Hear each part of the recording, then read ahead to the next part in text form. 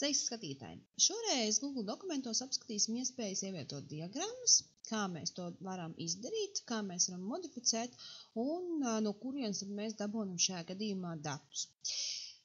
Kā jau iepriekšējie elementi, ko esmu apskatījuši, mums ir visi pieejami sadaļā ievietot. Pa vidu šeit mēs vēl redzēsim, ka ir iespēja zīmējumus ievietot, tos apskatīsim mazliet vēlāk, bet šodienas tēma – diagrammas.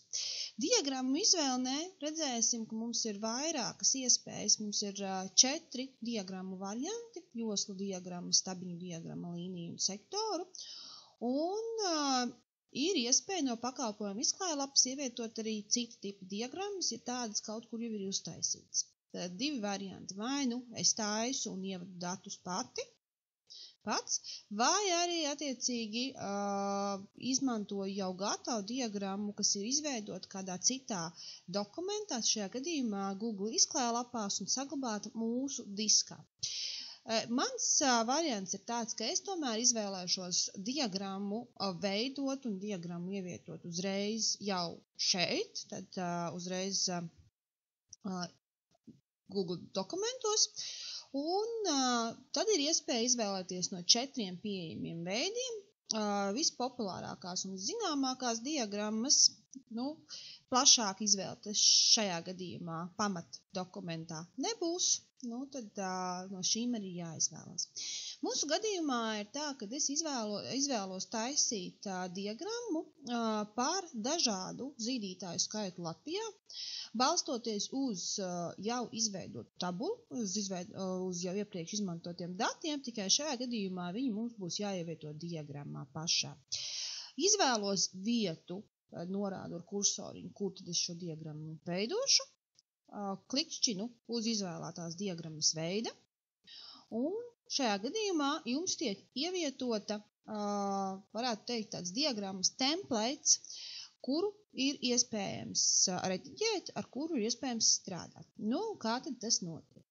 Tad, kad es uzklikšķinu uz diagrammas, man parādās augšā labajā pusē podziņa saistīta diagramma, tāda 3 punktiņi, uz kuriem uzbraucot parādīsies piesaistītās diagrammas opcijas un 2 bultiņas, kas nozīmē, ka mēs varam minimizēt šo izvēli. Manā gadījumā ir nepieciešami šie 3 punktiņi, lai es varētu šajā gadījumā izrediģēt datus un ievadīt tos savus vajadzīgos datus, un parādās vairākas iespējas. Atvērt avotu dokumentu, attiestatīt, tad atvērt avotu dokumentu nozīmē, ka atvērt dokumentu, kurā ir ievadīti dati. Attiestatīt ir atsaukt šo sasaisti un principā vairs nebūs iespējams šos datus mainīt, labot.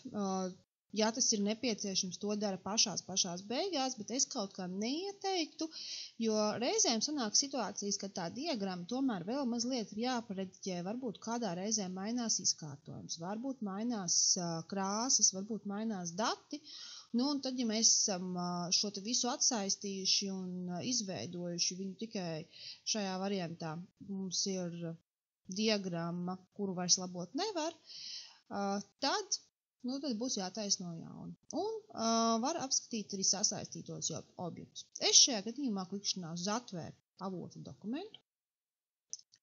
Un man atvērsies Google izklājlapa, kurā tad jau ir ielikta diagramma un ir doti dati. Tas, kas ir jāizdara šeit, šajā brīdī, šie dati ir jānomaina pret tādiem, kas ir man vajadzīgie. Piemēram, ja man ir par īpatņu skaitu Latvijā zīdītāju, tad es nomainu pret šiem datiem. Tad man ir diagramma un ir doti dati.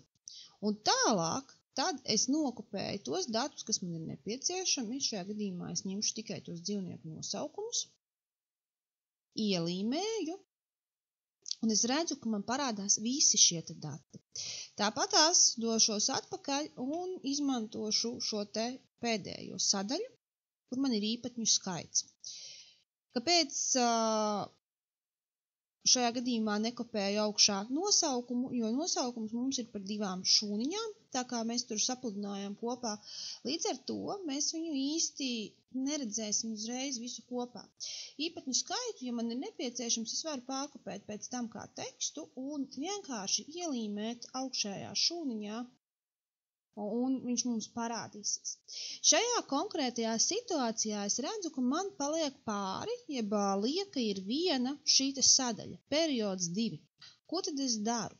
Lai no diagrammas šo te izdzēstu, man ir jāuzklikšķina uz kolonnas nosaukumu, labais spēles taustiņš, un es vienkārši ņemu variantu dzēst kolonu. Viņu izdzēsīs ārā arī no mūsu diagrammas.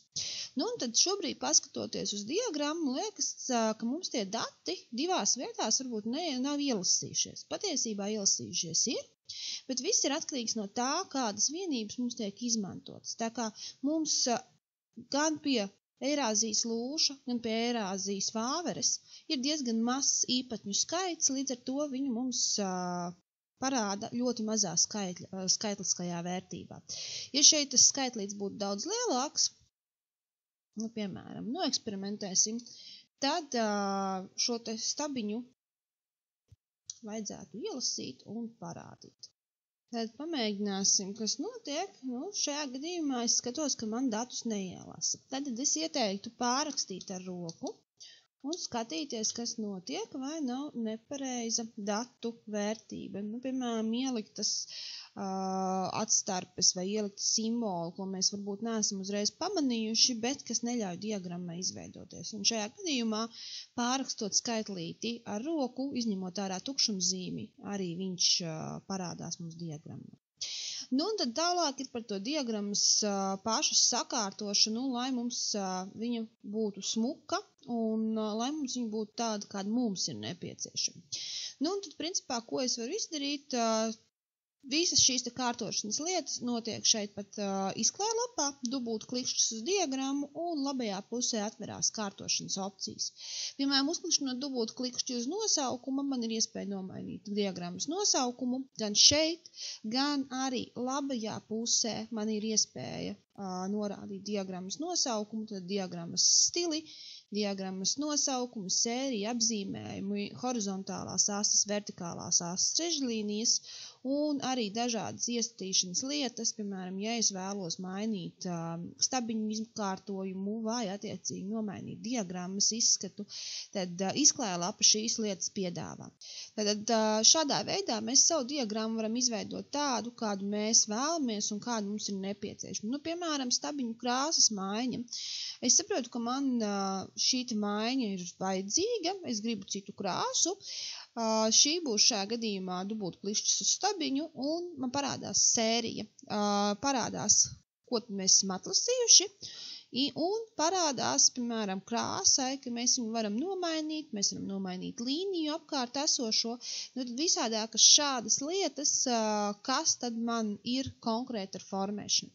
Jāatcerās viena lieta, ja mēs veidojam, piemēram, tādu variantu kā līniju diagrammu, tad līniju diagrammai mums ir darbs tikai un vienīgi ar apmali, jeb līnijas krāsu, jo līniju diagramma pati par sevi ir apmalīta.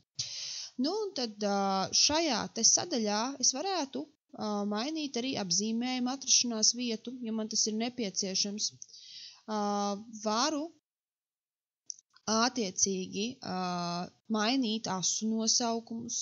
Ja vajadzīgs, mainīt arī, piemēram, fona krāsas izskatu, fona krāsas attiecīgi noformējumu. Nu, tad visas šīs lietas, principā, ir darāmas, ir pašiem jāeksperimentē, jāmēģina un jādara.